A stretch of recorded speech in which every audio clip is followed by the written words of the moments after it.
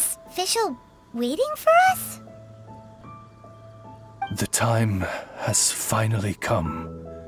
Though it brings main Fräulein no joy to do so, there is something she must announce to the assembled populace. My loyal servants, one must bid you adieu till such time as I beckon you once more. Though we have faced many trials and tribulations together, you have all shown commendable courage in the course of duty. I feel a breeze now blows upon this place, and I feel that it blows in your honor. What? You're just gonna bail on us? With the arrival of this giant meteorite, many more people have succumbed to the slumber. Strong as the soldiers may be, they are struggling to cope, and there is demand for volunteers everywhere we turn. Main Fräulein and I shall tend to the victims on the soldiers' behalf. The rest of this investigation we place in your capable hands. Goodbye. You are a good listener. I enjoy chatting with you. To be honest, most of the other adventurers in the guild only ever talk to me when they want to hear Oz's reconnaissance reports. This little journey we had, it was a great adventure. I'm just sorry that it has to end so abruptly. Huh? You're talking a little weirder than you normally do. Oh, yikes! What am I doing? I totally broke form! What main Fräulein means to say is that the mystical mysteries that vex and perplex are bound to be effortlessly extinguished by the advent of your commendable courage and wondrous wisdom. And now Oz's translation is the one that sounds all kooky. Main Fräulein simply wishes to say that she has every confidence that you will arrive at the truth of this matter. Most indeed. My dear attendants, I hereby charge the Ritter der Verirrtelung with leading you out from the darkness, back into the realm of light. Who are you calling your attendant? We will meet again. Once this matter is concluded, I propose that we all get a drink together. Well, now we're 2 people short. But let's not get hung up about that. The good news is I found something else out. I shaved some dust off the meteorite and used it to do another reading. It was actually really effective. These rocks have been around for hundreds, maybe even thousands of years. Leonard must have lived a very long time ago. The meteorites carry his will and can pass it on to others. In other words, centuries on from Leonard's life, and the strength of his will is not diminished one bit.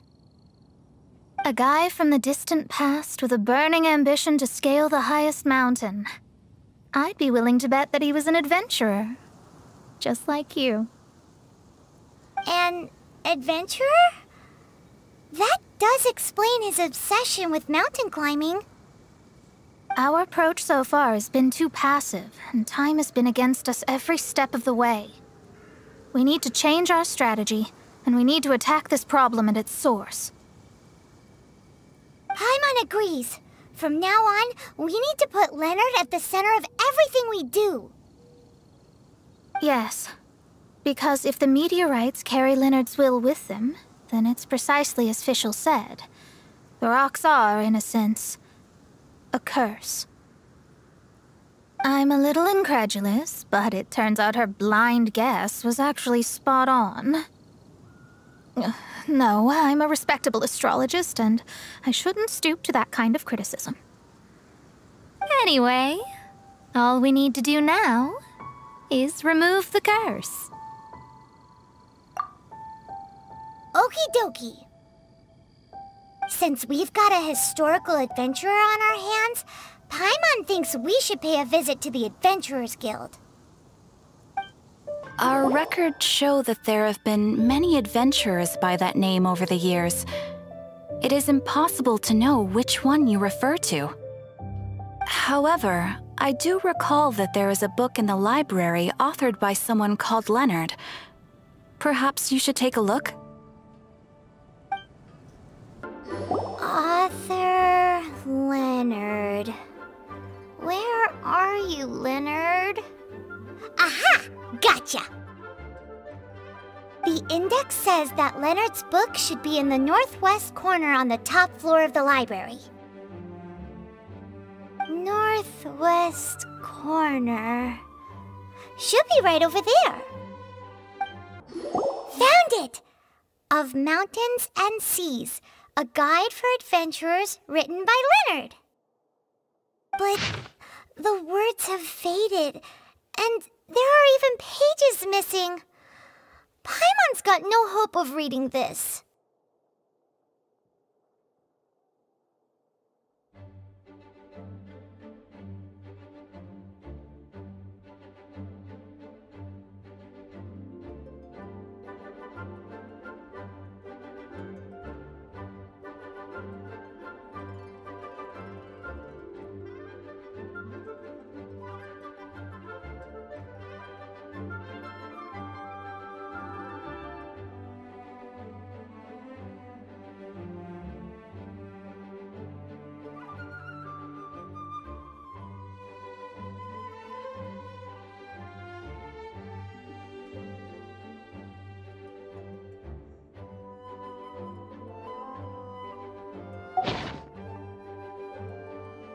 Darn.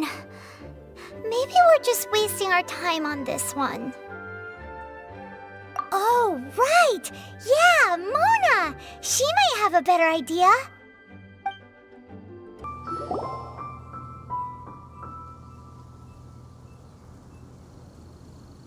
Look what we found! Leonard wrote a book!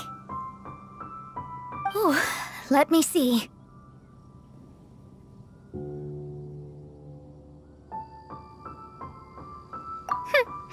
I could have predicted as much. Your average astrologist would definitely give up at this point. But I am Mona, progenitor of the future of astrology. Nothing can stand in my way. I simply need to deduce the missing portions with my astrolabe, write them in, and then decipher the text. Finished at last. So what does it say? Just as I thought. Leonard was an adventurer who lived 2,000 years ago. His lifelong dream was to reach the summit of a mountain called Pylos Peak. 2,000 years? So the constellation that caused the meteorites is from 2,000 years ago? Somehow, for some reason, this constellation was summoned down from the sky. I suspect that the Fatui have something to do with that part. Paimon thinks so too. Whenever something shady happens, you can bet the Fatui are involved. The meteorites harbor elemental energy, which radiates out and lulls people to sleep by some means akin to hypnosis. And if I'm guessing correctly, there should be some sort of core meteorite among the bunch, within which is a crystal that harbors Leonard's spirit. Well, if I were Leonard, I would want to make sure the core lands right on the snowy summit that I never made it to while I was alive. So, the core should be at the top of Pylos Peak? Where is that? Paimon's never heard of it before. It's the first I'd heard of it too. So I compared the map from the book against the current topography of Mondstadt. Apparently, Pylos Peak no longer exists. Are you trying to say that the tallest mountain Paimon's never heard of just disappeared?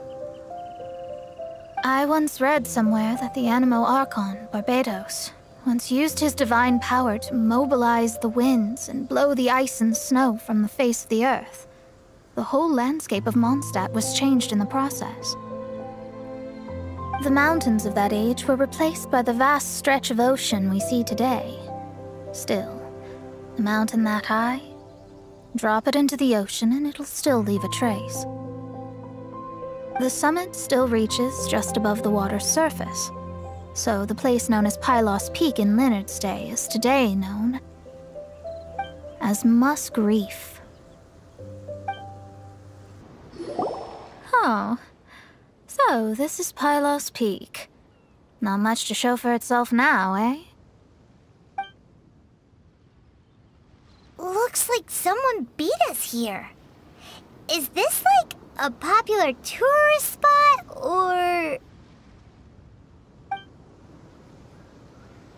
Ah, it's you! Huh? You again. Look at the state he's in. Was he in that dream just now? He managed to extricate himself from the dream on his own strength? How is that possible? Just because you are powerless to do something does not mean that I am. You're too late anyway. I finished my research. We knew it! This was all a dirty trick by the Fatui! Save it! No more fun and games for me today. I'll come for you when I'm good and ready. You entered the dream they've all been having, didn't you? How much do you know about Leonard? Leonard? Who's Leonard? Whatever. I have bigger fish to fry. I've discovered something far more important, and far more terrifying. What? The stars, the sky, it's all a gigantic hoax. A lie. The stars are a lie. What are you talking about? Is this some kind of astrological debate between you and Mona? Because if so, surely you can come up with a better argument than the stars are a lie. Seriously, who's gonna fall for that one when you can just lift your head up at night and see them up there twinkling away? Oh, you are so naive, it kills me. Still, can't really blame you. After all, I used to believe the same thing myself. Up until a few moments ago, that is. A few moments ago? You mean... Look, I really don't have the time to do this right now. What was the Jester thinking? He must have had some inkling of what we might discover on this mission. Would it really have been so difficult to give me a little forewarning? Time for me to go out and find the truth. So long, suckers. Roasted frog!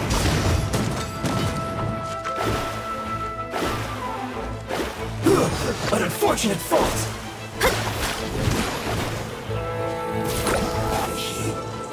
Too low. Wow, you fought so fiercely. Told you. That's what happens when you disrespect me. You bet I am. Paimon, you agree too, right? Did I show those Fatui who's boss or what? Sure did. Without you here, those guys would have caused us a whole lot more trouble. See? How do you like that, Harbinger? Scumbag. He seemed genuinely shaken, though. I don't think he was lying. I was always taught to talk about the false sky during astrological readings. Could there be more to such phrases than I have been led to believe? I digress. Come on, let's finish the job we came to do. This must be the core. It looks totally different from all the other meteorites. It's way more shiny. This stone harbors an unbelievable amount of elemental energy and human desire. It's the core, all right? Yes. Otherwise, the victims will never wake up. This core is the root cause of everything that has happened.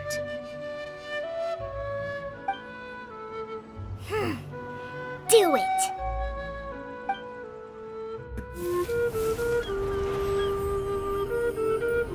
With ropes, we can scale mountains.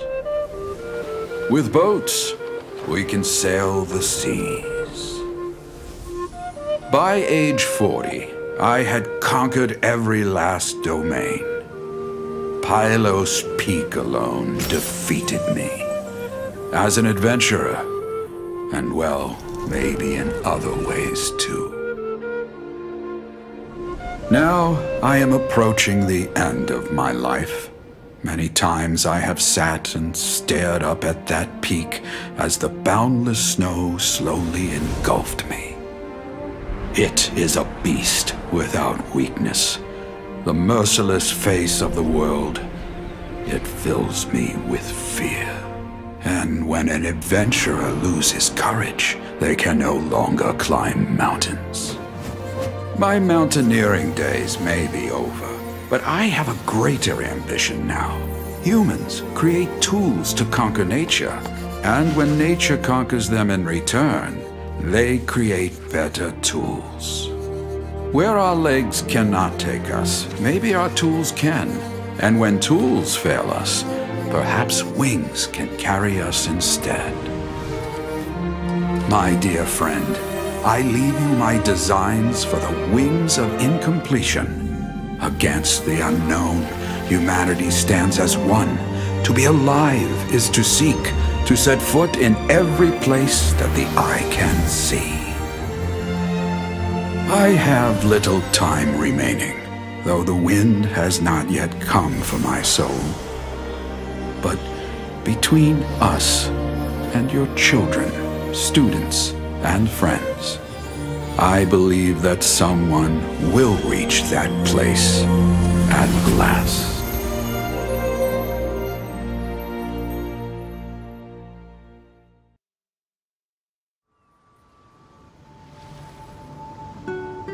Wow. Well, that was unexpected.